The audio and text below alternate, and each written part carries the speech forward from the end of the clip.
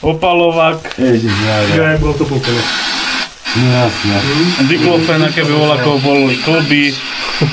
Normálne Nivea, to som zabudol si vypaliť z Prešova. Mám do nosa sprej. A dokonca aj Paralen tu mám. A Ateralgin, až by bola veľká bolesť. Takže vybava jak... Tak to vyzerá. Turistická výbava z mesta Riechov. To by vás škrabalo hrdlo. Čo to bolo na hrdlo? Viagra. Jox. My na východe bereme 52 na hrdlo.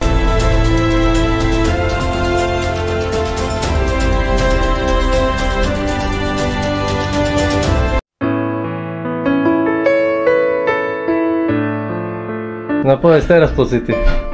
Vynikajúce. Vždycky na konci sú to vynikajúce pocity. Aj keď to nebolo akože nič náročné, ale veľmi dlhé. A s ťažkým vakom. O dosť ťažším než na Slieckom dole. Ale vytrvalosť. Hlava.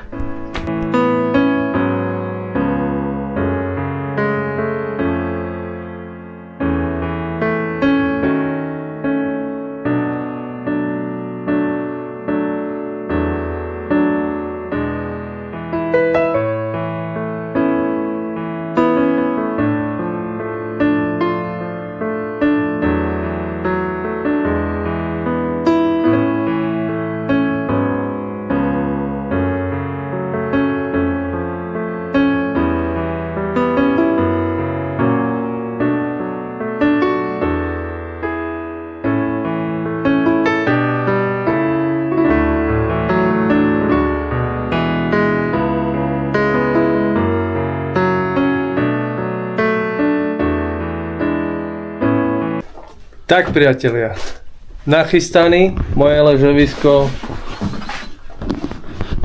spacák,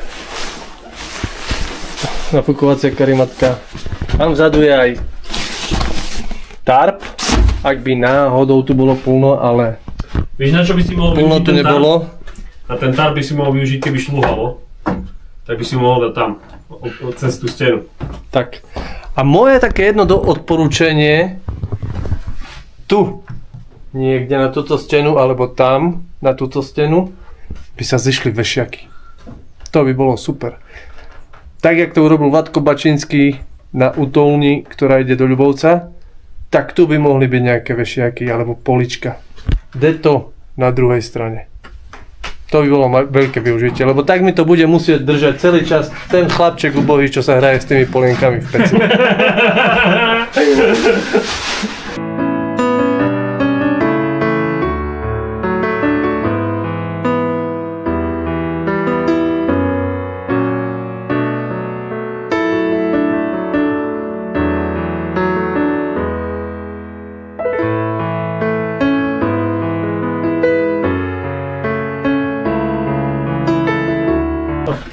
Priatelia, oprava. Zatiaľ čo sme na útulni asi 15 minút, tak tu není nikde žiaden vešiak. Akurát je tu takáto šnúrka na prevesenie, čo ceníme, ale veľmi by tu pomohli vešiaky. Milión vešiakov. Tak by si človek mohol odložiť veci, zavesiť. A tak zatiaľ na tento štýl. Čiže ak je to možné, priatelia, tie vešiaky, aspoň nejaké klinčeky, nech sú v stene, fakt to veľmi pomôže. Neskutočné, do takejto krásnej útulni je to úplne že parádne.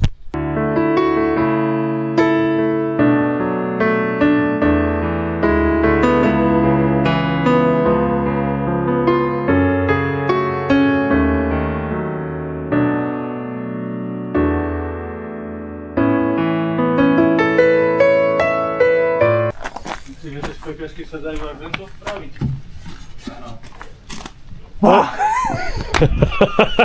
Jak zasa doma, no. Trochu začína popršiavať, čiže ideme nájsť nejaké drevo, kým je suché. Dobrá, Peťo. Nič tu není? Však on zobral, preto tu nič není. Ja som to vedel, ja som to celý čas tvrdil.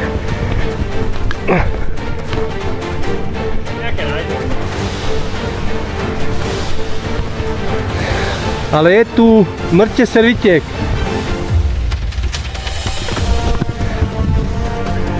Priatelia, už nám začína aj poprchávať. Tam je pekné prostredie, slnečné. A toto sa k nám blíži.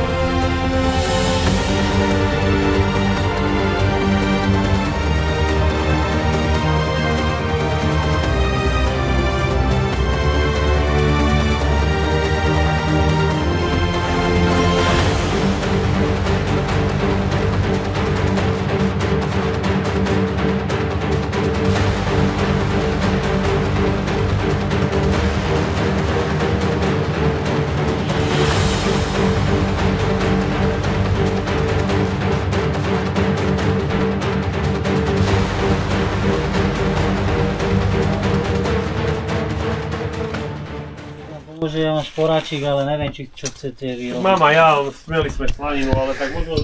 Priatelia, máme tu nového hostia. Prišiel Braňo, originál na elektrobajku. A čakáme ešte dvoch jeho kamarátov. Pánska Javorina, pánska jazda. To je taká paródia, že tam by sa dalo bývať, to na Slovensku. Jeden večer vidím. Nemám ničo. Čo?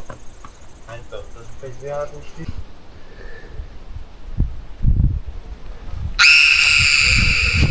Priatelia, prihováram sa vám z vrchu Pánska Javorína a momentálne idem z útulne na... Nejdem na vyhliadňu, ale idem ku nej. A vidíte, ako sa reálne v lete 24. augusta to prostredie v prírode mení. Tu je Pánska Javorína, vyhliadka a za mnou, možno to ani nevidno, je útulňa.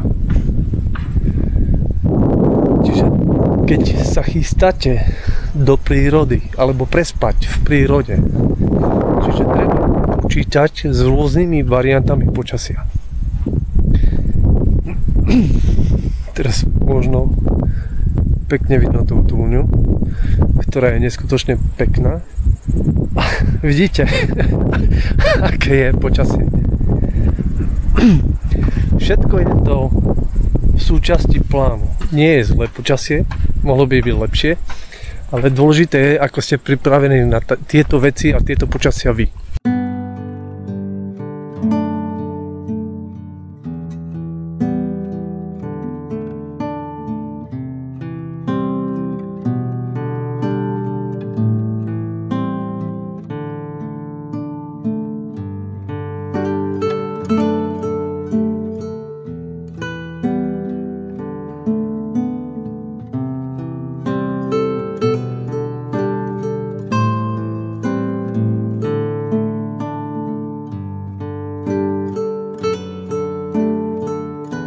Chlapci, tak teším ma tak príjemný večer a... Hej, drž sa. Čau. Rádi sme ťa spoznali. Možno sa ráno vidieť na káve. Príď, máme Nesku, 3 v jednom. Čau. 3 v jednom.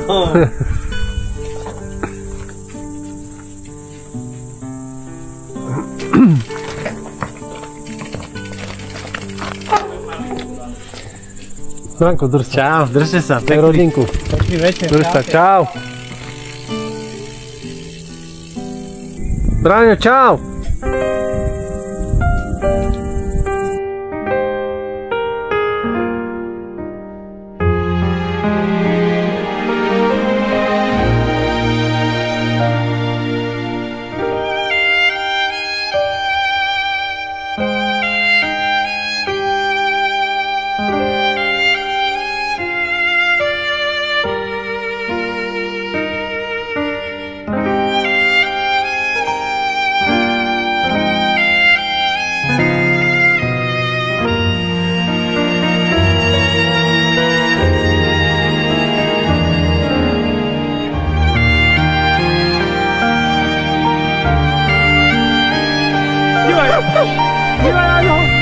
Priatelia, toto je večerný výstup na rozhľadňu Pánska Javorína. Samozrejme, ja tam hore nejdem. Lenže by ste videli, keď si zasvietite svetlo, koľko je tu múch. A Ale keď to zmeníme na...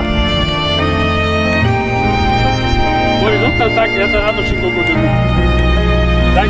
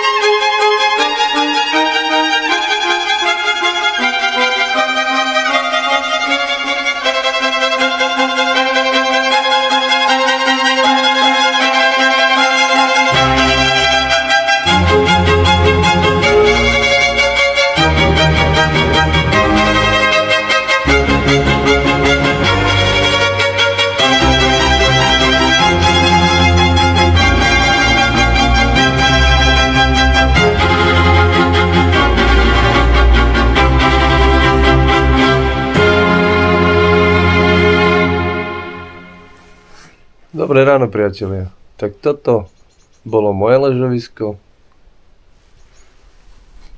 Ležovisko a la Majky.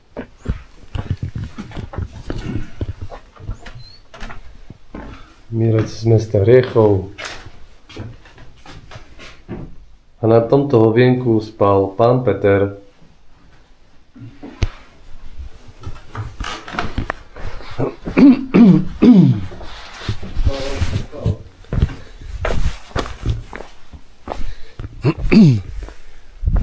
Čiže na tejto krásnej útulni sme absolvovali noc.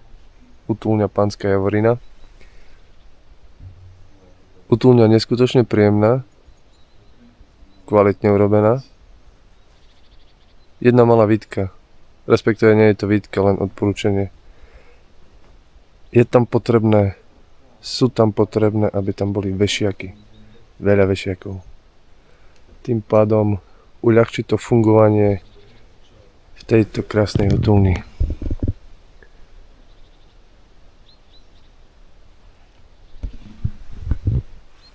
Bráňo, pozdravujeme ťa. Mohol si tu spať s nami, ale tvoja partia bez e-bajku nevyšla hore. Pozdrav partiu.